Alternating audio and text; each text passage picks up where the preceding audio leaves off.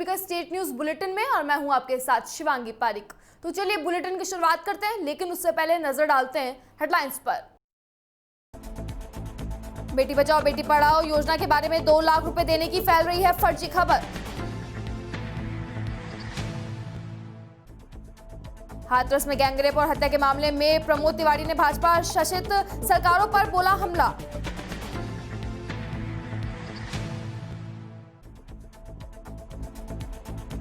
गहलोत सरकार ने हजारों कर्मचारियों को दी बड़ी राहत, कोरोना काल में अनुपस्थित होंगे नियमित। और अब खबरें विस्तार से। बेटी बचाओ बेटी पढ़ाओ योजना के बारे में 2 लाख रुपए देने की फैल रही फर्जी खबर में सोशल मीडिया पर बेटी बचाओ बेटी पढ़ाओ योजना के बारे में एक फर्जी खबर वायरल हो रही है। इस खबर में दावा किया जा रहा है कि बेटी बचाओ बेटी पढ़ाओ योजना के नाम पर बेटियों को 2-2 लाख रुपए दिए जाएंगे, लेकिन सरकार ऐसा कुछ नहीं कर रही है। पीआईबी ने ट्वीट कर जानकारी दी है कि ये फर्जी फॉर्म है और ऐसे भी किसी भी तरीके के फॉर्म का वितरण अवैध है और इस योजना के तहत किसी भी तरीके का नगद प्रोत्साहन नहीं दिया जाता है। पीआईबी फैक्ट चेक ने केंद्र सरकार की पॉलिसी स्कीम विभाग मंत्रालयों को लेकर गलत सूचना को फैलाने से रोकने के लिए काम करता है। सरकार से जुड़ी कोई भी खबर सच है या झूठ ये जानने के लिए पीआईबी फैक्ट चेक की मदद ली जा सकती है। और अब खबर उत्तर प्रदेश के प्रतापगढ़ से, जहां पे हाथरस में गैंगरेप और हत्या के मामले में प्रमोद तिवारी ने भाजपा शासित सरकारों पर हमला बोला है।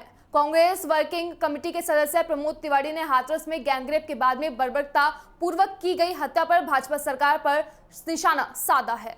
बोले कि प्रमोद तिवारी बेटी का कसूर सिर्फ ये था कि भाजपा राज में थी।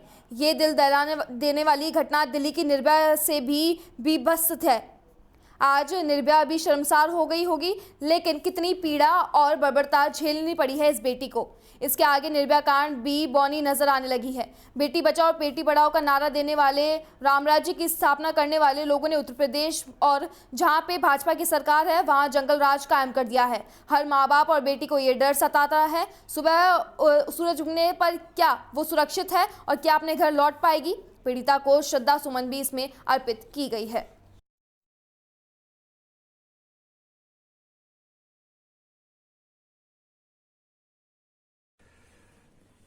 बहुत ही दुख पीड़ा के साथ मैं अपने विनम्र श्रद्धा सुमन उस पीड़िता बिटिया के लिए अर्पित कर रहा हूं, जिसका कसूर सिर्फ इतना था कि वो भाजपा राज में थी।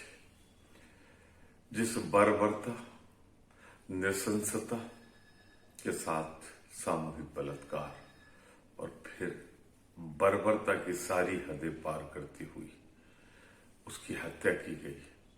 आज निर्भया भी शर्मसार हो गई होगी। कितना जुल्म, कितनी बेइंतहा पीड़ा झेली इस बेटी ने कि वो घटना भी इसके सामने बौनी नजर आने लगी। बेटी बचाओ बेटी पढ़ाओ का नारा देने वाले, रामराज की स्थापना करने वाले लोगों ने उत्तर प्रदेश और जहां जहां भाजपा की सरकार है जंगल राज कायम कर दिया है।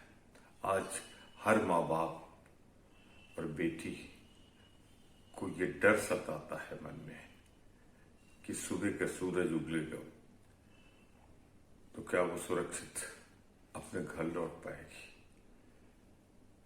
मैं बहुत ही पीड़ा के साथ माँ बाप के प्रति उस दलित लड़की के संवेदना व्यक्त करता हूं।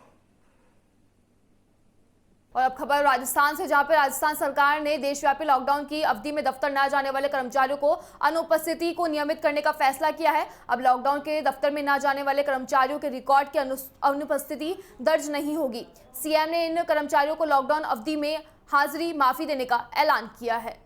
सीएम अशोक गहलोत ने इस मामले में वित्त विभाग से प्रस्ताव की मंजूरी दी है। केंद्र की ओर से लॉकडाउन की अवधि में कार्यस्थलों पर उपस्थित नहीं हो पाने वाले कर्मचारियों की अनुपस्थिति को नियमित करने के संबंध में 28 जुलाई को दिशा निर्देश जारी किए गए थे। उसी तर्ज पर राजस्थान सरकार ने भी सरकारी कर्मचारियों को यह राहत दी है। केंद्र सरकार की ओर से 24 मार्च 2020 को घोषित देशव्यापी लॉकडाउन की अवधि में कोरोना वायरस के संक्रमण को फैलने से रोकने के लिए सार्वजनिक परिवहन और विमान सेवाएं सहित अंतर्राष्ट्रीय आवागमन पर प्रतिबंध लगाए गए थे। इन प्रतिबंधों के कारण सरकारी कर्मचारी अपने दफ्तर और कार्यस्थलों पर उपस्थित नहीं हो सके थे। उनके अनुपस्थित काल में सरकार ने नियमित करने का फैसला किया है। और अब खबर श्रीगंगानगर के घड़साना से, जहां पे अखिल भारतीय कांग्रेस कमेटी के सचिव कुलदीप इंदौरा के नेतृत्व में किसान बिल के विरोध में प्रदर्शन किया गया। इस प्रदर्शन में सैकड़ों कांग्रेस कार्यकर्ताओं ने पैदल मार्च निकालकर व ट्रैक्टर रैली निकाली। कांग्रेस ने इस बिल को लोकतांत्रिक तरीके से पारित किया गया बताया। रैली के बाद में सैकड़ों कांग्रेस कार्यकर्ताओं ने एसडीएम को राष्ट्रपति के नाम पे ज्ञापन सौंपा और प्रधानमंत्री का पुतला जलाया।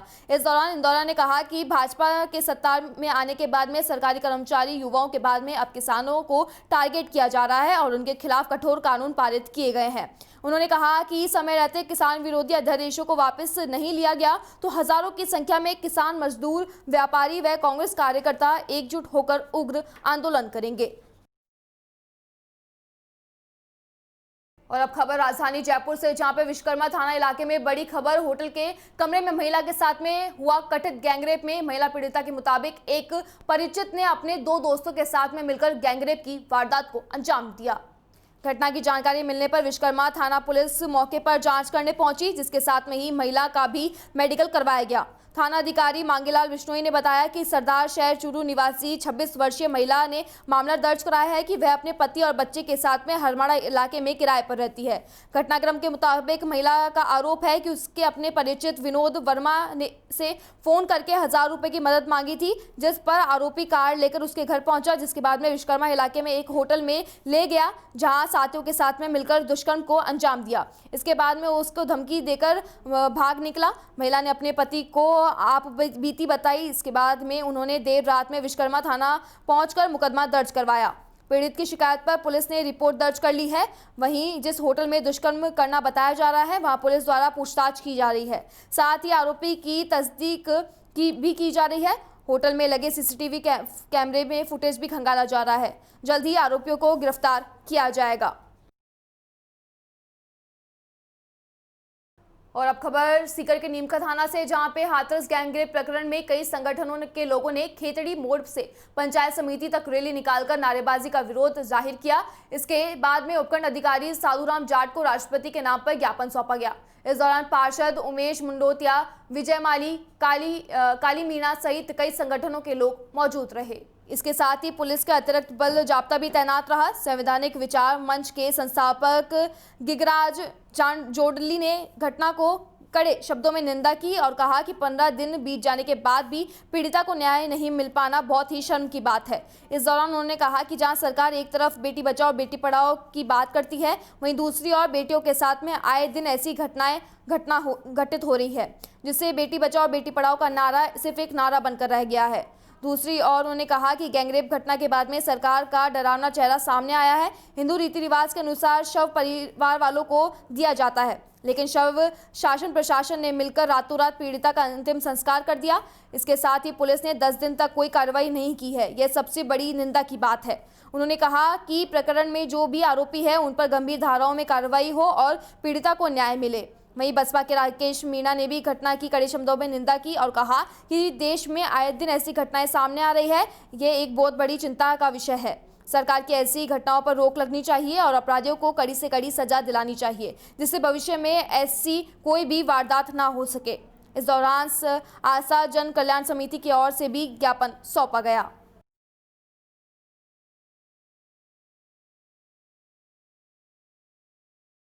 कि हाथरस में जो गैंगरेप की घटना हुई है, इससे पूरा विश्व विदित है और भारत की गरिमा को इसने पूरी तरह से लांछित किया है। एक निशान लगाया है कि भारत में किस तरह से बेटी बचाओ बेटी पढ़ाओ का नारा नहीं, यह धमकी है।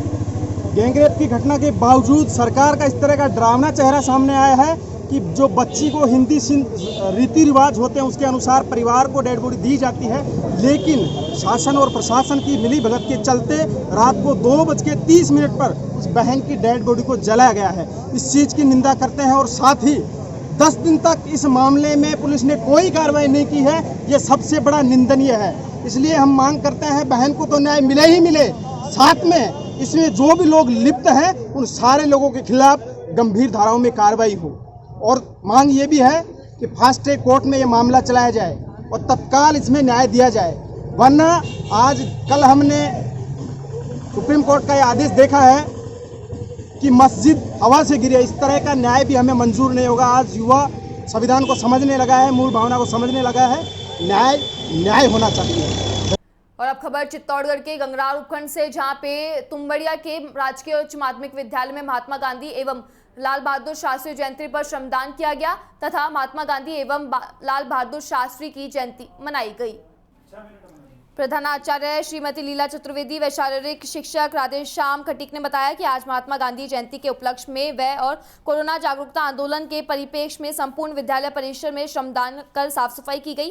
प्रधानाचार्य लीला चतुर्वेदी एवं स्टाफ द्वारा महात्मा गांधी एवं लाल बहादुर शास्त्री की तस्वीर पर पुष्पांजलि अर्पित कर जयंती मनाई गई। इस अवसर पर राधेश्याम खटीक ने महात्मा गांधी के आदेशों व सिद्धांतों पर चलकर कार्य करने का संदेश एवं कोरोना जागरूकता के लिए जन आंदोलन का संदेश दिया।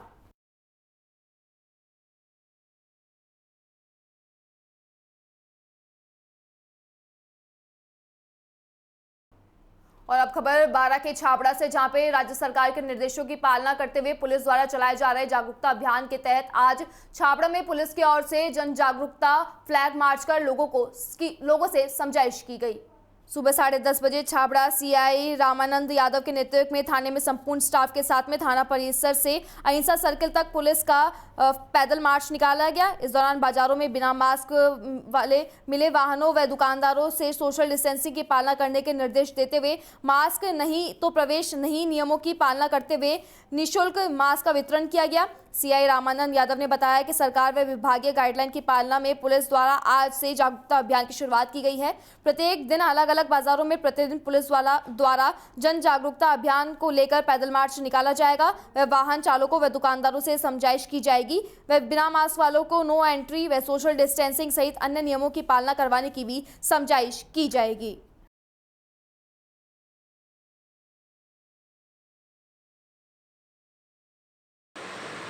सर, आज किस उद्देश्य को लेकर आपका मार्च निकला है और लोगों को समझाइश की सर?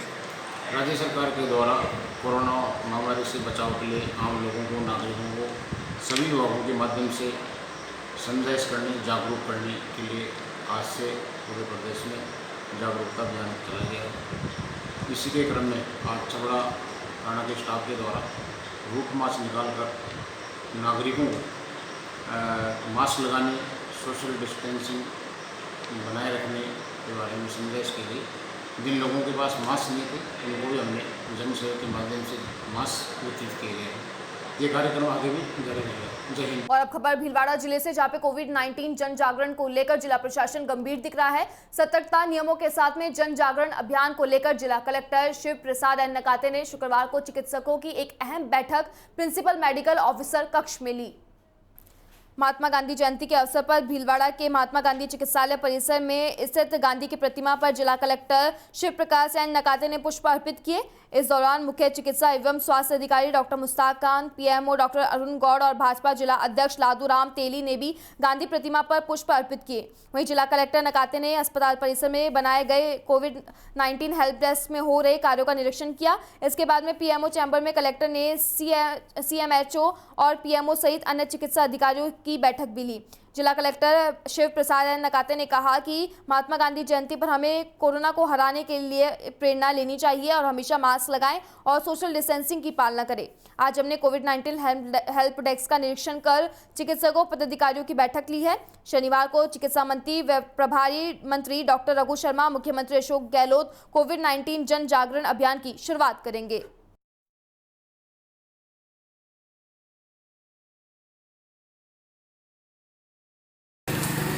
महात्मा गांधी जी की जयंती पे मैं सभी जिलावासियों को हार्दिक बधाई और शुभकामनाएं देना चाहता हूं।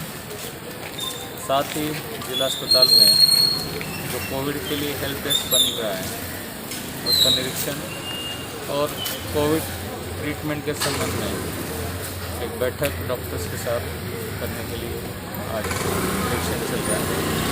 महात्मा गांधी जी की जयंती पे हम सबको यही प्रण लेना है कि मास्क लगाएं, मास्क लगाए बिना बाहर नहीं जाएं, सामाजिक दूरी बनाएं और कोविड को कोविड के संक्रमण से बचने के लिए कोविड के संबंधित सभी गाइडलाइंस को फॉलो। मंत्री साहब आ रहे हैं, उसमें जन जागरण के संबंध में जो अभियान है उसका बाकायदा शुभारम्भ किया जाएगा।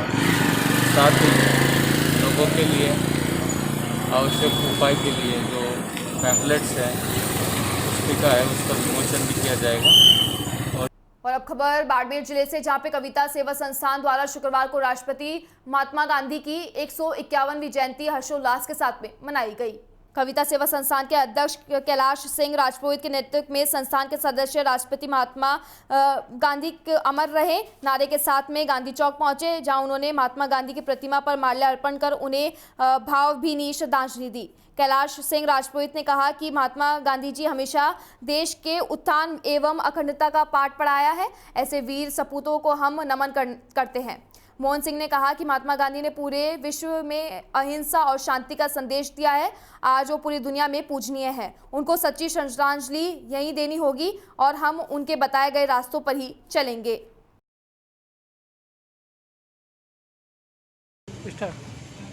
कविता सेवा संस्थान की ओर से आज राष्ट्रपिता महात्मा गांधी की 151वीं जयंती मनाई गई।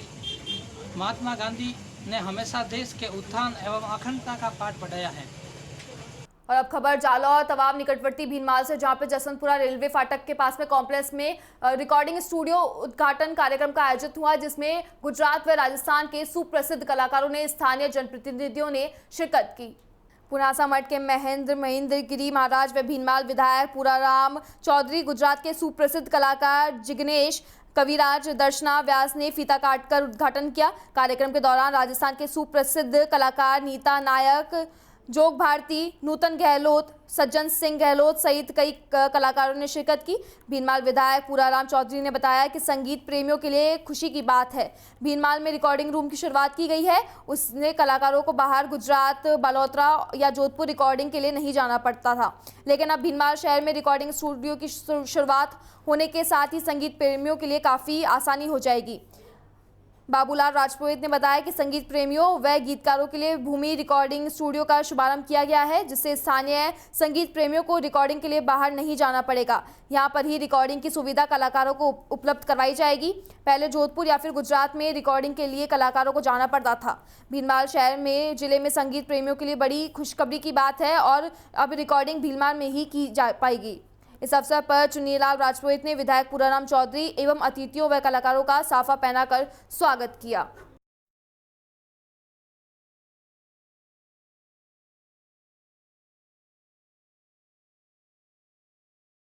तो वहीं जालौर के भीनमाल में आर्मी ने हाथरस में हुई अमानवीय घटना बहन मनीषा वाल्मीकि के साथ में गैंगरेप को लेकर दोषियों को फांसी की सजा दिलवाने की बाबत में ज्ञापन दिया गया। साथ ही जालौर में बढ़ती हुई घटनाओं को लेकर भी ज्ञापन दिया गया। जोधपुर जौन प्रभारी गोपाल परमार, जिला अध्यक्ष जीतपाल मेघवाल, जिला उपाध्यक्ष सुरेश कुमार मेघवाल मौजूदगी में रहे। मुख्यमंत्री में मंत्री के नाम पे जिला कलेक्टर हिमांशु गुप्ता को ज्ञापन दिया गया। साथ ही भीम आर्मी के पदाधिकारी एवं कार्यकर्ताओं द्वारा जिला कलेक्टर के कार्यालय के बाहर धरना दिया गया। जिला अध्यक्ष जीतपाल मेघवाल ने बताया कि हाथरस में जो घटना हुई है वो बहुत ही श्रमदायक घटना है। आरोपियों ने मनीषा वाल्मीकि के साथ में गैंगरेप किया तथा आरोपियों ने मनीषा वाल्मीकि की जबान काट दी और इसकी रीढ़ की हड्डी भी तोड़ दी। साथ ही पुलिस प्रशासन ने मनीषा वाल्मीकि का शव घर ले जाने की भी अनुमति नहीं दी। पुलिस ने खुद ही पीड़िता का शव का अंतिम संस्कार कर दिया। परिजनों को आखिरी बार पीड़िता का शव देखने को भी नहीं मिला। वहीं जालौर जिले में दिनों दिन बहुजन समाज पर अत्याचार की घटना बढ़ रही है और पुलिस प्रशासन कोई कार्रवाई नहीं कर रही है। अगर पुलिस प्रशासन समय रहते कार्रवाई नहीं करती है तो भीम आर्मी जिला स्तरीय धरना प्रदर्शन करेगी, जिसकी समस्त जिम्मेदारी पुलिस प्रशासन जालौर की होगी। जौन प्रभारी पहली बार पधारे, वहाँ पर जालौर चंद्रा देवी जिला कमांडो नियुक्त की गई। भीम आर्मी के जोधपुर जोन प्रभारी गोपाल परमार पहली बार जालौर पधारे, वहाँ पे जोन प्रभारी गोपाल परमार का स्वागत भीम आर्मी के पदाधिकारियों के द्वारा किया गया। साथ ही जिला कमांडो के पद पर चंद्रा देवी सियाना को नियुक्त किया गया। नियुक्ति के बाद में जोन प्रभारी एवं समस्त भीम आर्मी कार्यकर्ताओं द्वारा जिला कलेक्टर कार्यालय पहुंचकर जिला कलेक्टर को ज्ञापन सौंपा गया। तो जितना भी जो भी दुर्घटना होगी उन लोगों के साथ में, जो हमारे भाइयों के साथ में दुर्घटना करे तो उनके साथ में भी दुर्घटना जरूर होगी और उनकी समस्त जिम्मेदारी पुलिस प्रशासन रहेगी। और फिलहाल स्टेट न्यूज बुलेटिन में बस इतना ही। आप देखते रहिए DPK न्यूज। नमस्कार।